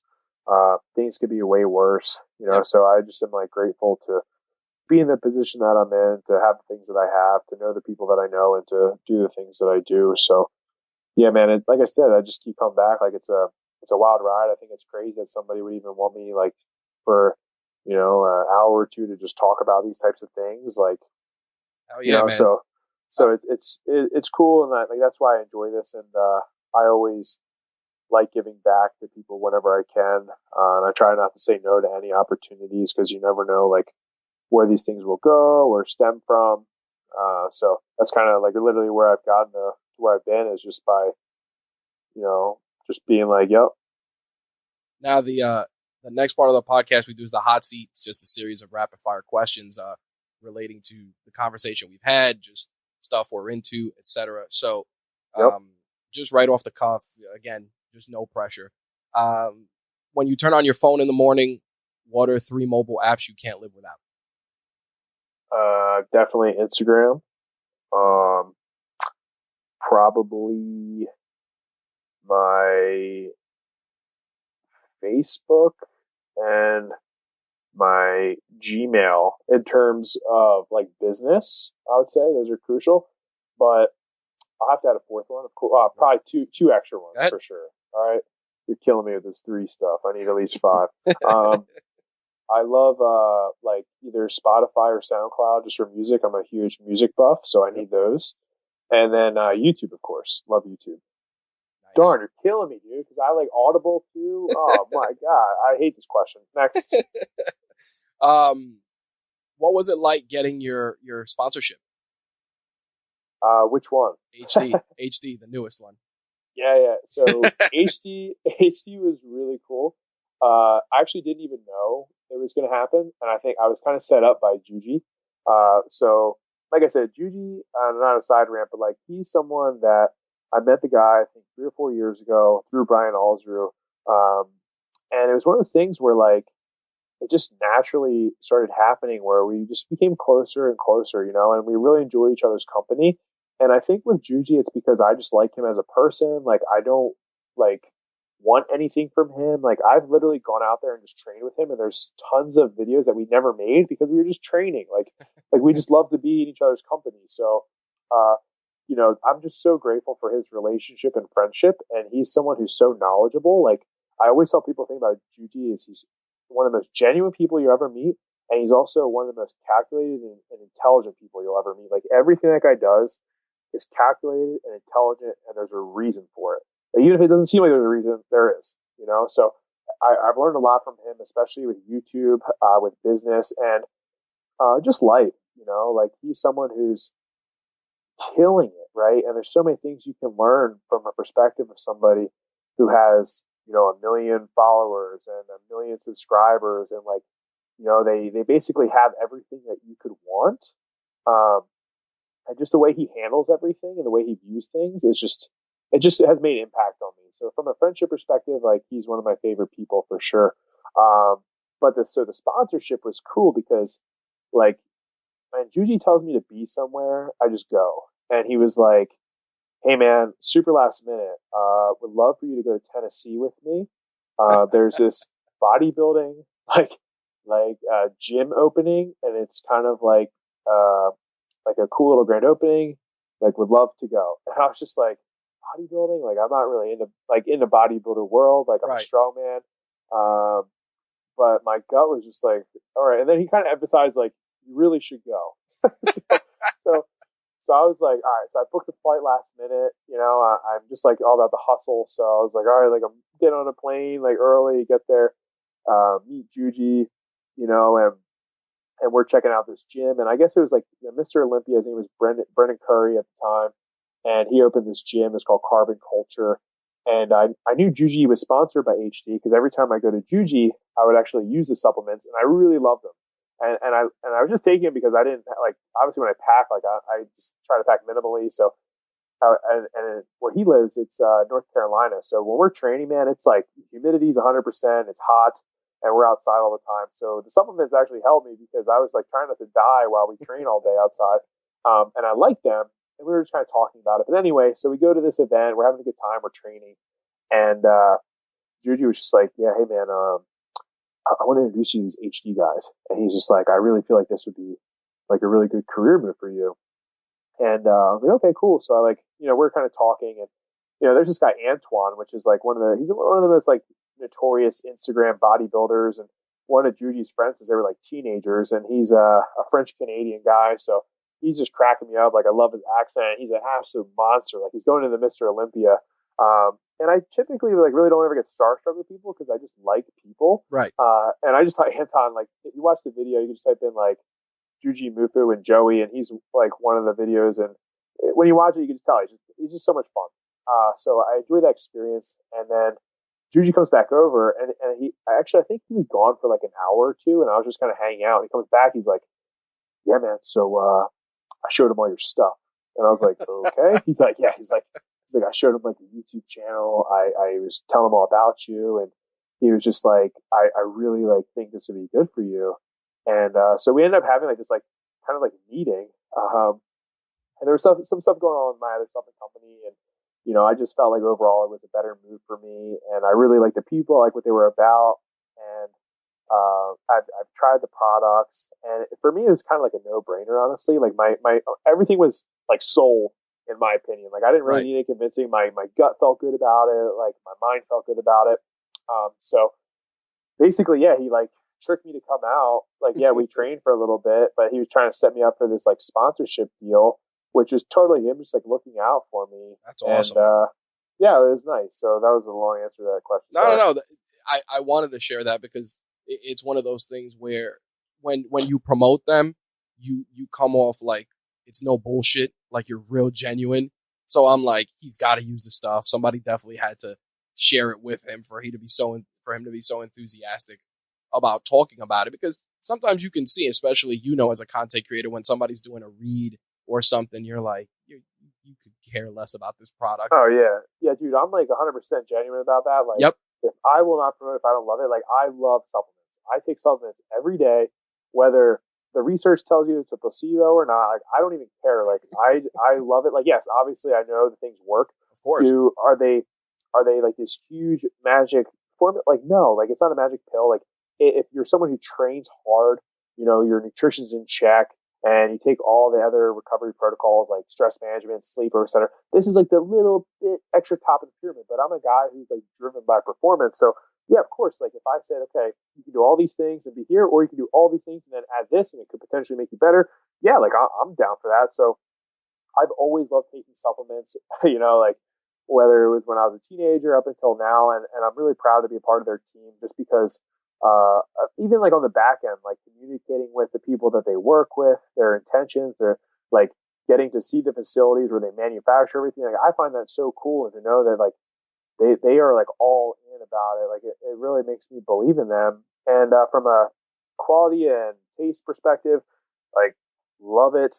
But anyway, yeah, not to harp on it, but it's just a cool story, and I'm really glad that it all worked out that way, and I'm really pumped to rep them. So that was a lead into this question. What's a supplement that you enjoy that people sleep on? Supplement that I enjoy that people sleep on. Yep. Let me think about it. I mean, I'll just run you through like maybe what I take on a daily basis, and then maybe some things that that works too. Like, yeah. So basically, I always take whey protein. Okay. So you can take whey protein or casein. Doesn't really matter. Whey or protein. I like whey better. I take my EAAs, so the essential amino acids, which you need to take in through your diet because your body doesn't produce them. Yep. I take creatine every day, which everybody should take. I have my grandma on creatine. Like everybody, like take creatine. It's just good overall. Then I have my vitamins, so just daily vitamin. Take that. Glutamine, another thing. Throw that in there. That's kind of like all my concoction for when I take my shake. Typically, I like to have some sort of carb powder or source. HD has it, and there are a lot of other companies that have carb supplements. But basically, you're trying to replenish the glucose and glycogen in your body once you use it for training hard. But you can also just do like Gatorade and water. Like it's just any sort of carb source that's quick acting. So the key there is just quick. So like some sort of fast sugar to get into your body. So I always take that. But something that I probably take that I put on a little bit, but so I've been getting really into sleep, right? And optimizing my sleep quality as best as possible. So there's a lot of factors involved with that. But in terms of getting a good night's sleep, so a lot of people take melatonin, right? Right. So the issue with melatonin is that it will help you fall asleep, but it doesn't keep you asleep. So a lot of people don't know that. So if you have a problem with waking up, like melatonin is not going to fix that at all. The other thing with melatonin is that it's typically inaccurately dosed. So when you look at the bottle, it can range from either being 15% of whatever the dose is on there up to 400 times whatever is on there. Jesus. So you really never know how much you're actually getting with melatonin. And there have been some studies showing that it can mess with your hormones. So it's not recommended for kids, especially with like puberty and stuff like that. So I actually stopped taking melatonin, and instead I have been taking GABA, so GABA. So you can find that anywhere on Amazon. And basically what that does is it just kind of calms the brain down, and it dulls the effect of like long-term thinking. So like if you're sitting there at nighttime and you're constantly letting your mind race or thinking about tomorrow or the week or whatever, it kind of just helps reduce that, and it puts you in just a better state for sleep. So at nighttime, I'll take GABA, just one serving of that. I take zinc, and I also take magnesium. So it'd be like ZMA is what they call it together, but just zinc and magnesium. And then I also have been pretty big. So I'd say don't sleep on your vitamin D. Okay. So I think it all depends on where you live. But a lot of people, I think it's like 70+% people are nowhere near their levels of vitamin D where they should be. So supplementing in with vitamin D is going to be huge. And actually, here's how I answer your question right now. Scratch everything I just said and implement the supplement of the sun. All right? There you go. In the sun. There all right. It is. So that's been one of my biggest things that I've been doing lately is scheduling morning sunlight, just right when I wake up, going outside, getting sunshine, taking walks, being out in the sun. Sometimes you're not going to be able to actually get vitamin D depending on where you live and where the sun is located. East Coast problems. yeah. East Coast problems for sure. Like we suck. I think we can only get sun in like a couple of months out of the other than that. It's all just garbage. But that's true. But getting the sun though, for what it does for all the other mechanisms in the body and going through your eyes, and it just helps with so much. Mood disorders, sleep and wake cycles, just overall health. Like just besides the vitamin D benefits, if you can't get it, get out in the sun, and I can guarantee you're going to just feel better as a human being. So that's been something I was sleeping on until COVID. Actually, getting COVID, I really wanted to take some extra steps to better my health and my immune system, and all these things just kind of holistically work together. So getting out in the sun has been a big one for me. How's your journey been to waking up at 5 a.m. without an alarm clock? So I will say this. Originally, my plan was to wake up right at 5:30, and I did that for a while. Mm-hmm. But then implementing these new and like learning about sleep and getting my sleep on a better schedule, I've just been waking up when the sun comes up now. Wow. And yeah, so like today, I was up at like 6, so it's kind of still around the same time. But I've been getting up around like 6 a.m. regularly, and I've been feeling really good. The issue with getting up at the 5:30 is I feel like it was still dark, and it kind of was like I spent a little bit of time just kind of sitting there for like a half hour, waiting for the sun to rise. just like waking up basically. So I was just like, well, if I can wake up at 6 and feel this like just ready to go at 6, I felt like that was better. But it also all depends on the workload. Like for me, waking up early was honestly just to be able to get more work done in the morning because my nights are pretty shot. My afternoons get tough. Right.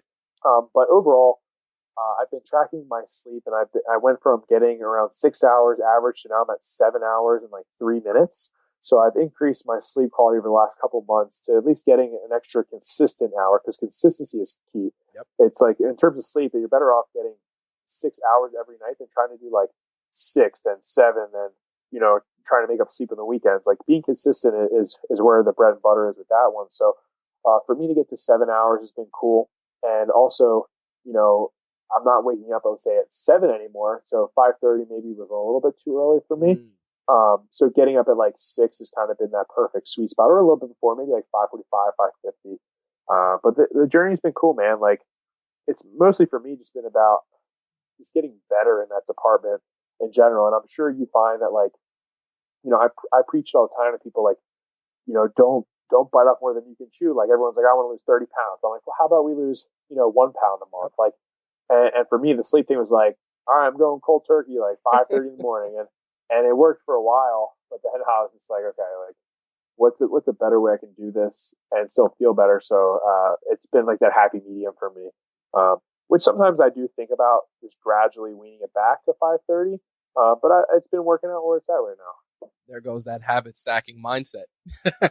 Yeah, habit stacking. Love it. I know you're a heavy reader. You read a lot. What's the last book you read? Ooh, so the problem with me is I read a lot of books at once. Yep. But I'm reading Why We Sleep. I read that pretty much like every night, just a couple of pages or like a chapter or something like that. When I'm trying to go to bed, which is just suits the topic. Right. What else do I got on my stack right now? Typically, I try to read something from The Obstacle is the Way. However, I feel like if you're an entrepreneur, like the book is kind of telling you what you already know, but I just want to finish the book to say I finished the book. Mm-hmm. 2 other books I just got was How to Write Short. So basically, if you go on Instagram or you see like Facebook, it's like become a very short written format for things. Like if you look at my Instagram, you see I put these texts up, and it's just to basically get the message across in as short amount of text as possible, impact as fast as possible. So I bought this book. It was like my first actual writing book, so it's out of my comfort zone. But if I can pull like a couple things out of that, that would be key for me. And then I just finished the audio book. I'll look it up. It was actually a meditation one. I'm all over the place with my stuff here, but it's How to Train Your Mind. So I just finished that actually yesterday. But basically it just goes over the basics of meditation. I feel like a lot of the books just go too deep in meditation and make it a little bit more complicated. And I really like this one because it's getting straight to the point and basically just saying like, just be aware of your breathing, even if it's 2 minutes a day, like taking that approach of that 1% rule, like, start off with just 2 minutes. Like everybody can take 2 minutes, listen to their breath. And there are tons of impacts of just doing that. And then over time, once you're capable of that, you can increase the dose. But even like a lot of like the last book that I read before this was 10 to Zen, right? And it's going over a 10-minute meditation procedure. And like, that was even too much for me, Oh, so man. like being able to just do 2 minutes is like perfect to start. So I just like the simplicity of it, the message that it put out. But yeah, man, I'm always reading, dude. I want to start a library. Yeah, it's your stack of books, and I'm like, I remember you posted one Instagram post, and it was like 3 or 4 picture slides, and I go, "Yep, read that, have that, seen that." It was funny to see so much of that in the in the slideshow, because I go, "Wow, that book has come across my desk." I saw some Tim Ferriss in there, saw some Gary Vee in there, so it was really dope to see that. Yeah, man. Yeah, I love all different topics. Performance stuff, just self development, business, and then I've been really into neuroscience lately and psychology again. So it's been cool to see how all of this kind of comes full circle, and they all impact one another. So yeah, I mean, I think like one of the biggest things people need to do is start exercising their brain more. Like we live in this culture, side rant where it just becomes so easy to not use your brain. Yep. And so automated. So like reading is, and with reading, everyone has just, I think, had a bad experience with it, especially with like school or being a kid where, I just try to promote like reading anything that you're drawn to or interested in is the way to go, whether it's short, whether it's long, whether it's poems, whether like anything, man, like just get something and try to exercise your brain, and grow that muscle. Cause that is a muscle. If we don't use it, it's going to atrophy. There you go. Favorite meal at Cross Keys Diner? Oh, damn. Well, if they have a pancake special, that is what I really like. They're like, I think it's the pumpkin pecan pancakes or like some sort of oatmeal pancakes that they make. I think their special pancakes are always like a go-to. Nice. And if not, I always get what's called the Fort Collins omelet, but I turn it into a scramble, and it's basically just like sausage, peppers, onions, cheese, and then I always get a full stack of French toast with that if the pancakes aren't there. Nice. I know you a while back you did an AMA, and you had talked about some of your favorite games that you played, Gears of War, some of the classics. Are you still playing games currently, and if so, what are you playing? No, I haven't played any games because it would distract from my work productivity. So Gotcha. I literally put my Xbox at my parents' house, and it's been sitting there ever since. Nice. Yeah, like it's out of sight, out of mind. There you go. Another Atomic Habits thing right there. Make it invisible, and you won't ever use it. But I always am intrigued to get back into gaming. I see like I really have been into what was it like? I think PUBG would be a game I would like. I think Fortnite, like they're just too good. Like I can't play Fortnite because of just how good everybody is. Yep. And it just gets like super discouraging at the level. I feel your pain. But then I always love like basic shooters, like any of the Call of Duties have been cool.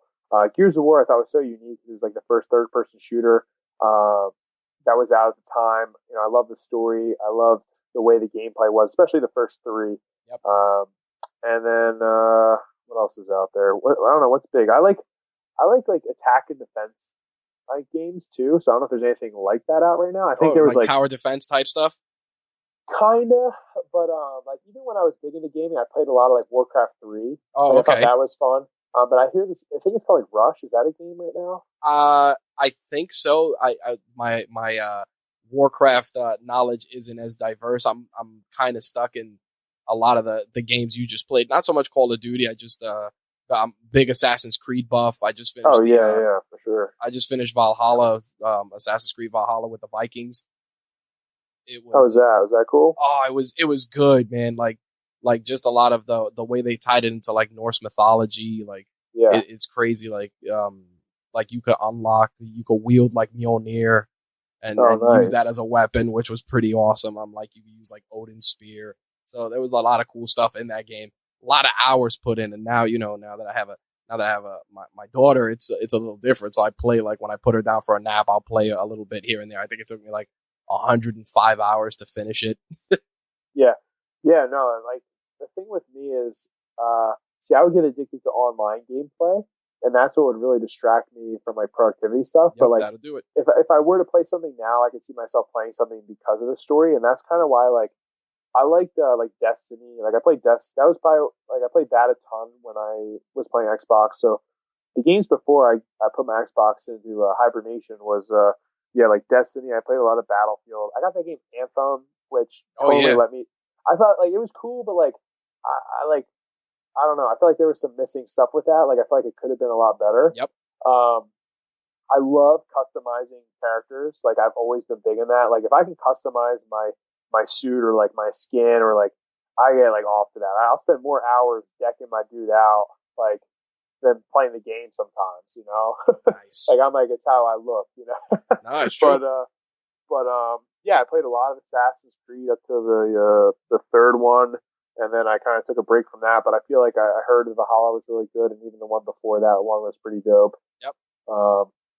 So yeah, man, like I still love video games. I probably would like to get back just as like something to take my mind off work. That's why I did it. It was fun. As long as I can keep the balance or have like, they need like a sleep mode on your Xbox or console where like it just shuts off after like 2 hours and it has like a 24-hour reboot period. Like unlike my phone, like I set up restrictions and then there's always the option of like, do you want 10 more minutes? I'm always like, yes. You know, so if they could just get rid of that, like, where you really don't have an option, I feel like I'll be okay. There you go. Nice. What was the last item you purchased that was less than $100 that made your life easier or more enjoyable? Ooh, this is like the Tim Ferriss question, isn't it? A little bit. A little bit of a spin on that.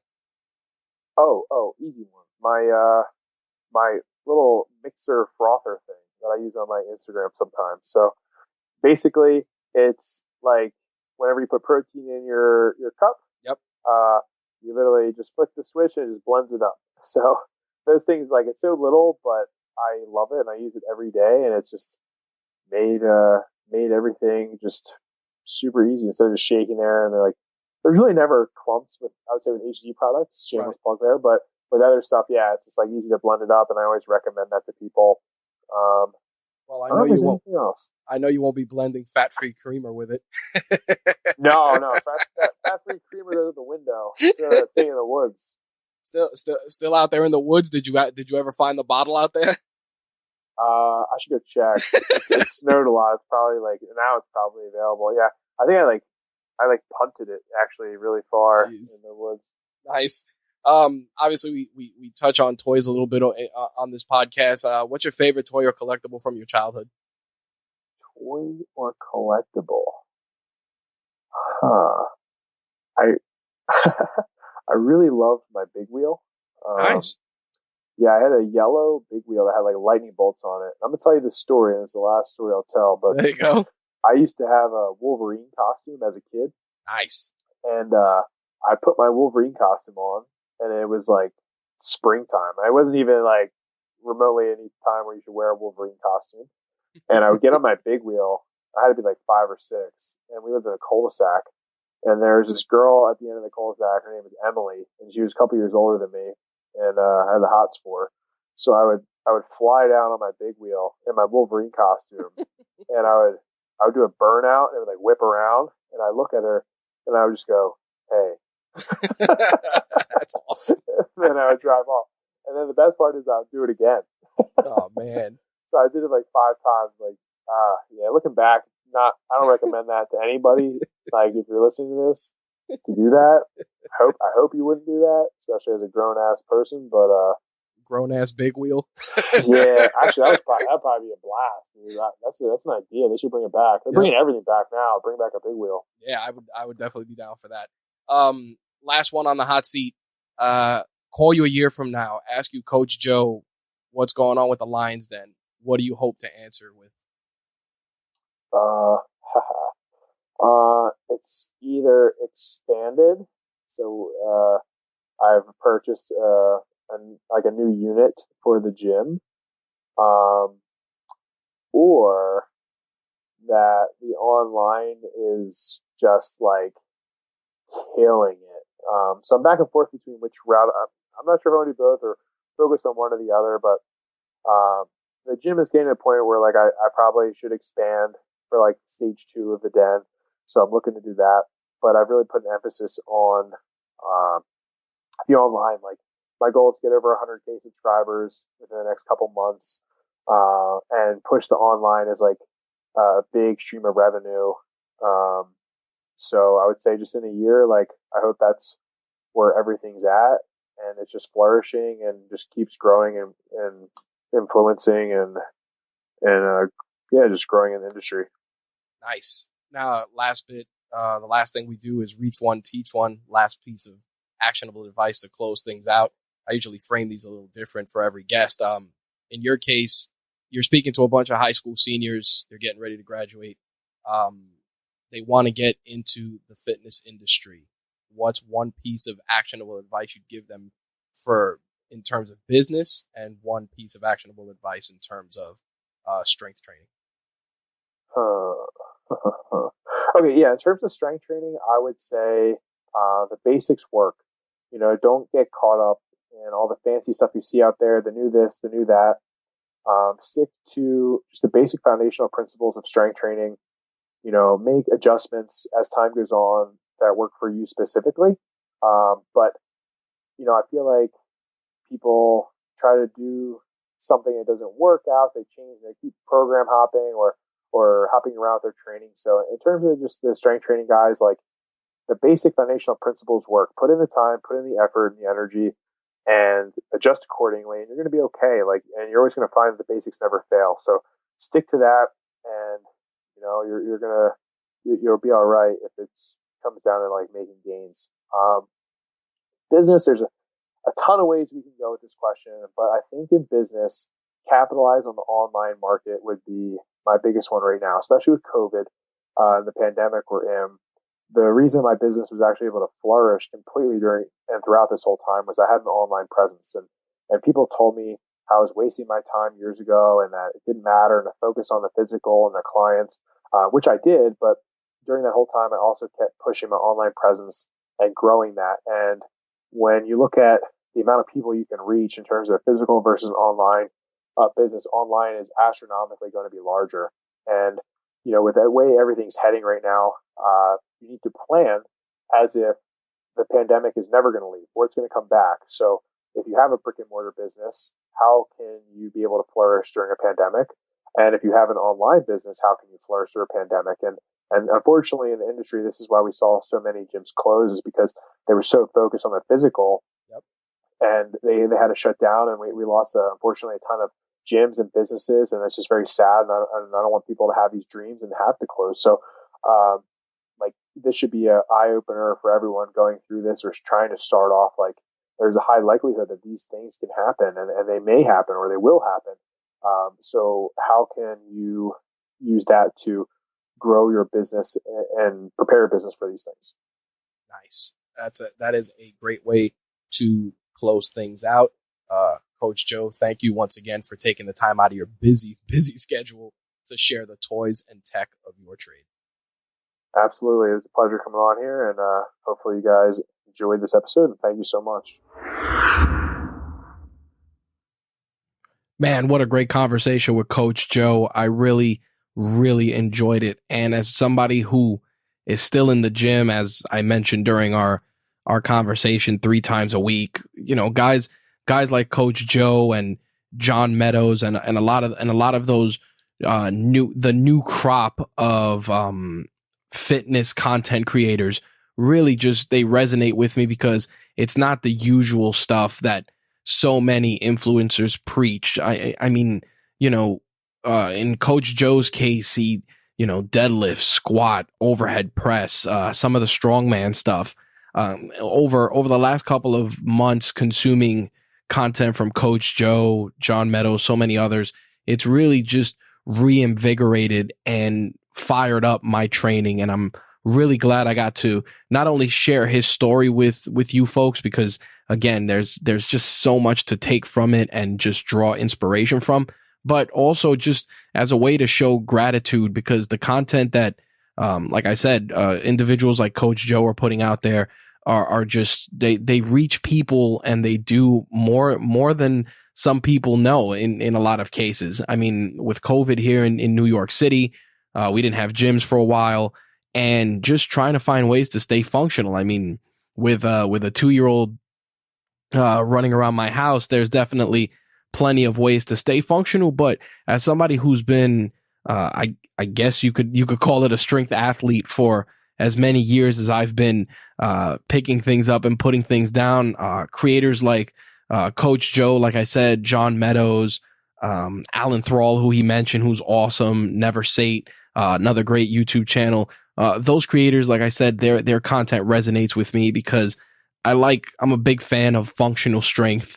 Yeah, don't get me wrong. Like, yeah, it's cool to have a 6-pack and be super ripped. But as I mentioned to Coach Joe, and it's something I like to do, I like to be able to, hey, I need to pick up this couch, or I need to move this refrigerator, or do this washer, or things of that nature, real functional strength that I can use on a day-to-day basis, especially in my house. You know, I have my grandmother living here, my 2 sisters who are both handicapped, my young daughter, my wife. So there's a lot of factors that are there, and you want to stay strong, you want to stay mobile.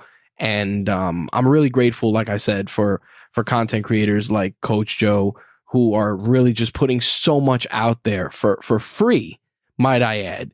And don't get me wrong, Coach Joe has tons of great training programs. I'm going to link to a lot of them in the show notes for this episode, plus everything we discussed. And of course, full disclosure, as always, some of those items may have affiliate links, which if you click, will receive a small commission, again, at no cost to you, which allows us to improve everything we do here at RageWorks, from the network to the equipment to everything else. So if you see those links in the show notes and are interested in finding out more about a particular product, click them, use them. It really does help us out.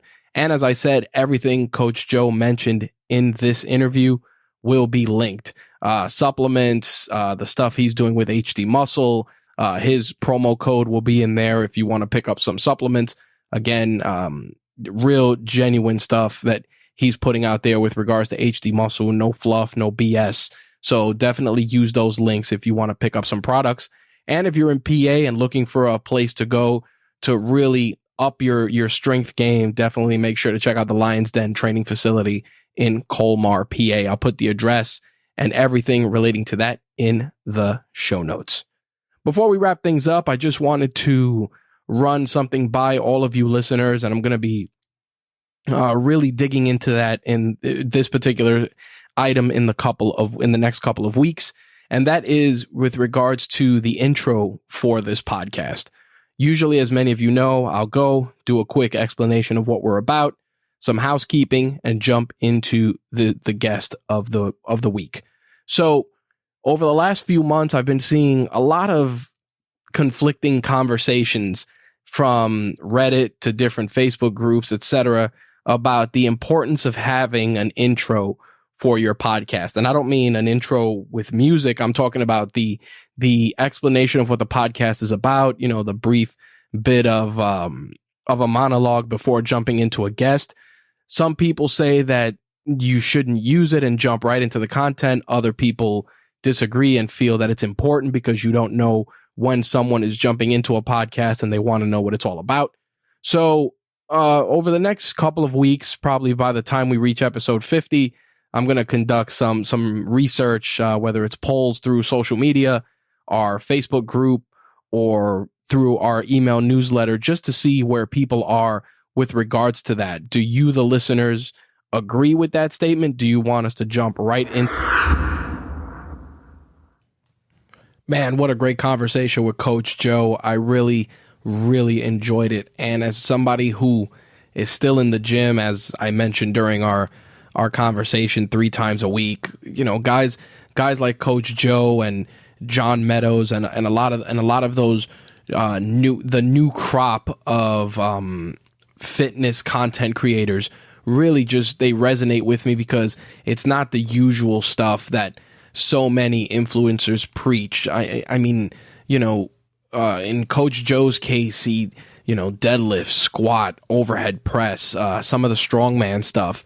Over the last couple of months consuming content from Coach Joe, John Meadows, so many others, it's really just reinvigorated and fired up my training. And I'm really glad I got to not only share his story with you folks, because again, there's just so much to take from it and just draw inspiration from, but also just as a way to show gratitude, because the content that Like I said, individuals like Coach Joe are putting out there are just, they reach people and they do more than some people know in a lot of cases. I mean, with COVID here in New York City, we didn't have gyms for a while, and just trying to find ways to stay functional. I mean, with a 2-year-old running around my house, there's definitely plenty of ways to stay functional. But as somebody who's been, I guess you could call it a strength athlete for as many years as I've been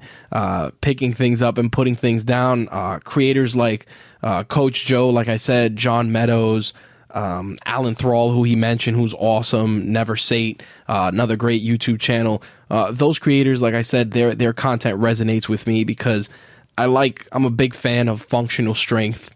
Yeah, don't get me wrong. Like, yeah, it's cool to have a 6-pack and be super ripped, but as I mentioned to Coach Joe, and it's something I like to do, I like to be able to, hey, I need to pick up this couch, or I need to move this refrigerator, or do this washer, or things of that nature. Real functional strength that I can use on a day-to-day basis, especially in my house. You know, I have my grandmother living here, my 2 sisters who are both handicapped, my young daughter, my wife. So there's a lot of factors that are there, and you want to stay strong, you want to stay mobile.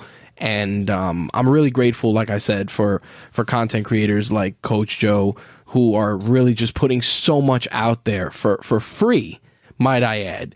And don't get me wrong, Coach Joe has tons of great training programs. I'm going to link to a lot of them in the show notes for this episode, plus everything we discussed. And of course, full disclosure, as always, some of those items may have affiliate links, which if you click, we'll receive a small commission, again, at no cost to you, which allows us to improve everything we do here at RageWorks, from the network to the equipment to everything else. So if you see those links in the show notes and are interested in finding out more about a particular product, click them, use them. It really does help us out. And as I said, everything Coach Joe mentioned in this interview will be linked. Supplements, the stuff he's doing with HD Muscle, his promo code will be in there if you want to pick up some supplements. Again, real genuine stuff that he's putting out there with regards to HD Muscle, no fluff, no BS. So definitely use those links if you want to pick up some products.